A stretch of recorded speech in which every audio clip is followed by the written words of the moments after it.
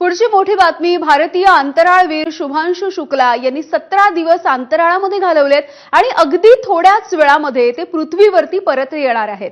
त्यांचा परतीचा प्रवास हा कालपासून सुरू झालेला आहे। आंतरराष्ट्रीय अंतराळ केंद्रापासून स्पेस एक्सच्या यानाची डी-लिंकिंगची प्रक्रिया कालच यशस्वीपणे पार पडली। कॅलिफोर्नियामधल्या तटवर्ती भागावरती हे यान उतरणार आहे। शुभांशु यांच्यासह 4 अंतराळवीर हे 25 जून पासून अवकाशामध्ये गेलेले आहेत। भारतीय वेळेनुसार दुपारी 3च्या सुमाराला कॅलिफोर्नियाच्या समुद्र किनाऱ्यावरती शुभांशु शुक्ला उतरतील।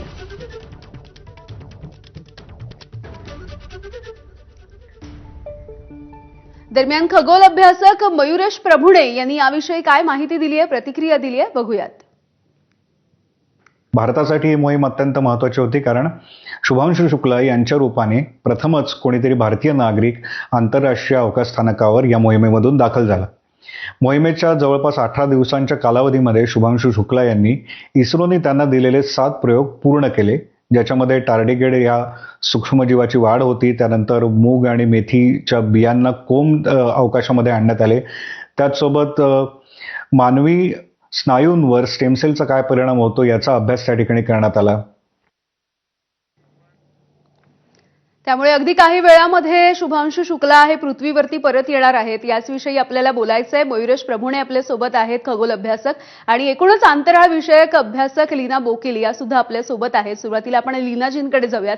तुमच्या दोघांचं सुद्धा खरं तर खूप खूप स्वागत आहे आणि भारतासाठी हा अभिमानाचा असाच क्षण म्हणायला हवा, कारण भारताचा सुपुत्र आता परत येणार आहे। पृथ्वी त्या सगळ्याची वाट बघते आहे, त्याचं स्वागत करण्यासाठी पृथ्वी सज्ज झाली असं आपण म्हणूया।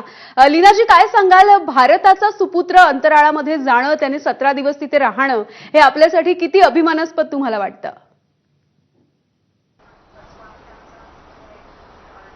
खरं तर खूप मोठी गोष्ट आहे। It is a historic moment, एक ऐतिहासिक क्षण आहे, कारण पहिल्यांदाच भारतीय नागरिक इंटरनॅशनल स्पेस स्टेशनला जाऊन परत येत आहेत आणि इस्रोला रिप्रेझेंट करून 2 आठवडे तिथे काम करून प्रयोग करून ते परत येत आहेत। He will be a national hero नाव, आणि त्यामुळे खूप मोठी गोष्ट आहे ही, कारण आता 40 वर्षांनंतर कॉस्मोनॉट राकेश शर्मा सरांच्या नंतर शुभांशु शुक्ला आफ्टर 4 डेकेड्स म्हणजे जाऊन येत आहेत आता स्पेसमध्ये आणि मोठं कार्य, मोठी कामगिरी करून येत आहेत। कारण आता येणाऱ्या काळात गगनयान मोहीमसाठी त्यांचे हेच प्रयोग आणि हाच अनुभव त्यांना कामी येणार आहे आणि त्यांच्यासोबत 3 इतर अंतराळवीर जे पायलट्स आहेत, ऑलरेडी दे आर सिलेक्टेड, तर यांची निवड झालेली आहे गगनयान मोहिमेसाठी।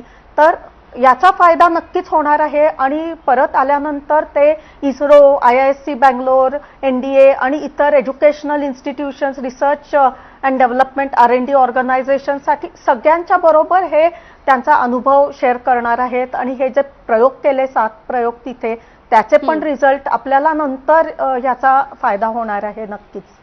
अगदी मयुरेश, तुम्ही ज्या पद्धतीने प्रयोगांवरती अगदी काही वेळापूर्वी बोललात, हे काय नेमके प्रयोग होते, कशी होती ही त्यांची अंतराळ मोहीम, याविषयी काय म्हणाल? सगळ्यात महत्त्वाचं म्हणजे पृथ्वीवरची आणि अवकाशातली स्थिती वेगळी असते आणि याच्यामधला महत्त्वाचा जो फरक असतो तो गुरुत्वाकर्षण आणि रेडिएशन या 2 गोष्टींमधला असतो। म्हणजे अवकाशामध्ये अगदीच गुरुत्वाकर्षण नसतं असं नाही, त्याला आपण मायक्रोग्रॅव्हिटी किंवा सूक्ष्म गुरुत्वाकर्षण म्हणतो आणि त्या ठिकाणी प्रत्येक गोष्टीवर होणारा परिणाम वेगळा असतो। म्हणजे मानवी शरीरावर होणारा परिणाम वेगळा आहे किंवा इतर सजीवांवर होणारा परिणाम वेगळा आहे, पदार्थांवर होणारा परिणाम वेगळा आहे। त्यामुळे इंटरनॅशनल स्पेस स्टेशन ही एक प्रकारची प्रयोगशाळा बनवण्यात आली। साधारणतः 2000 सालापासून ती कार्यरत आहे, गेली 25 वर्ष अवकाशामध्ये कार्यरत आहे आणि मात्र भारताला त्याची संधी मिळाली नव्हती तिथं प्रयोग करण्याची। ती या मोहिमेमधून पहिल्यांदा संधी मिळाली आणि आपण 7 प्रयोग पाठवले होते। या 7 प्रयोगांमध्ये प्रामुख्याने बायोलॉजिकलच प्रयोग होते आणि याच्यामध्ये वेगवेगळे विषय निवडण्यात आले। त्याच्यामध्ये मानवी आरोग्यापासून ते भविष्यामध्ये आपल्याला काही प्रोडक्शन पण करता येऊ शकेल का, असे ते प्रयोग होते। त्याच्यापैकी सगळ्यात पहिला एक महत्त्वाचा प्रयोग असा आहे की अवकाशामध्ये गेल्यानंतर स्नायूंचा आणि हाडांचा ऱ्हास होत असतो आणि तो ऱ्हास होताना त्याच्यामध्ये कारण नेमकी काय त्याच्यावर अभ्यास बराच झालेला आहे। मात्र यावेळेस आपल्या टीमनी एक स्नायूंचे स्टेम सेल अवकाशामध्ये पाठवले आता ते स्टेम सेल जमिनीवर असताना कसे असतात आणि अवकाशामध्ये असताना कसे असतात हे पण त्यांनी बघितलं, तपासलं. त्यासोबत काही रसायनं पण पाठवली आणि ती रसायनं अवकाशात गेल्यानंतर त्या स्नायूंमध्ये दुरुस्ती करतायत का, जो ऱ्हास झालेला आहे त्याच्यामध्ये. आणि जर तशी झाली तर जमिनीवर सुद्धा जे रोग आपल्याला बघायला मिळतात, स्नायूंचा किंवा हाडांचा ऱ्हास होतो, तर त्याच्यामध्ये दुरुस्ती करता येऊ शकते. सो एक भविष्यवेधी असं एक तंत्रज्ञान तपासण्याचा हा प्रयोग होता. त्यानंतर मायक्रो अल्गीवर नेलेली आहे, म्हणजे सूक्ष्म शैवाल नेले आणि हे शैवाल कार्बन डायऑक्साईड घेऊन ऑक्सिजन पाठवतात. तर जनरली अवकाशामध्ये किंवा उच्च बऱ्याच उंचीवरून जे विमानं जातात तर त्या ठिकाणी झिओलाइट वापरलं जातं ऑक्सिजनच्या सप्लायसाठी. तर हे केमिकलला जर समजा शैवालांनी रिप्लेस केलं तर काय होऊ शकेल. म्हणजे खूप दीर्घकाळ ज्यावेळेस आपल्याला अवकाशातून प्रवास करायचा आहे, काही महिने, तर अशा वेळेस ते शैवाल ऑक्सिजन देऊ शकेल का, तो हा एक प्रयोग त्याच्यामधून करण्यात आलाय. काही बिया पाठवल्यात तिथे आणि त्या बिया नुसत्याच एक्सपोज करणार आहेत, पण त्याच्या जेनेटिक्समध्ये, जनुकीय त्याच्या आराखड्यामध्ये काही बदल होतो का, आणि तो खाली आणल्यानंतर त्याचं प्रोडक्शन केलं जाईल.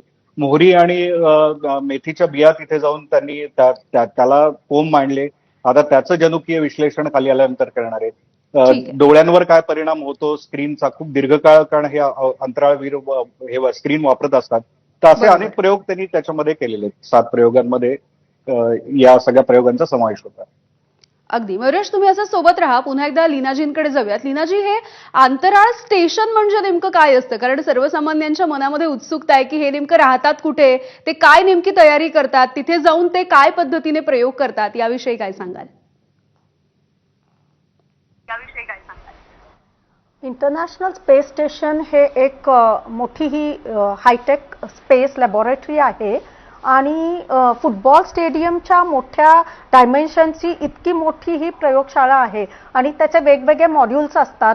मग अमेरिकेचे म्हणजे नासाचं एक स्टेशन आहे, एक पोर्ट आहे रशियाचा, युरोपियन स्पेस एजन्सीचा, जपान जॅक्साचा आहे आणि पहिल्यांदाच असे एक इंडियन ॲस्ट्रॉनॉट म्हणजे भारतीय इस्रोचे ॲस्ट्रॉनॉट गेलेले आहेत. सो आपला एक काही सेपरेट मॉड्यूल नाही आहे, but it is an international space station आणि तिथे वेगवेगळे प्रयोग सातत्याने चालू आहेत. खरं तर हे अंतराळवीर म्हणजे इंजिनियर्स स्पेसमध्ये जाऊन part by part, component by component हे सगळं एकत्र करून असेंबल करून स्पेस स्टेशन बनलेलं आहे आणि 25 वर्ष त्याचं कार्य चालू आहे. पृथ्वीच्या भोवती 400 किलोमीटर अंतरावर हे ऑर्बिटल वेलॉसिटी म्हणजे 28,000 किलोमीटर पर आवर इतक्या वेगाने फिरत असतं पृथ्वीच्या भोवती आणि 16 सनराईज 16 सनसेट म्हणजे सूर्योदय आणि सूर्यास्त असे त्यांना बघायला मिळतात. इतके फास्ट ते फिरत असतात आणि झिरो ग्रॅव्हिटी म्हणजे सगळं सिम्युलेटेड आर्टिफिशियल कृत्रिम पद्धतीने तिथे ग्रॅव्हिटेशन तयार केलेलं आहे. तिथे प्रयोगशाळा आहे त्यामुळे प्रयोग होतात. ट्रेडमिल, त्यांचे एक्सरसाइज, जेवण, खाणं, सगळ्या गोष्टी, झोपणं म्हणजे हे एक it's like a hotel also.